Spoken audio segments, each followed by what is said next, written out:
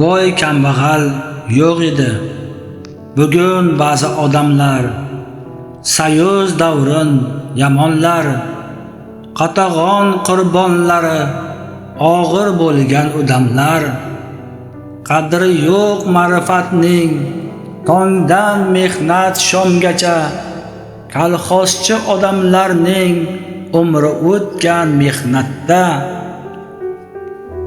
Qadrlashgan gohida yer berishgan, uy bergan, 10 ta tuqqan ayolning ko'ksiga medal taqqan.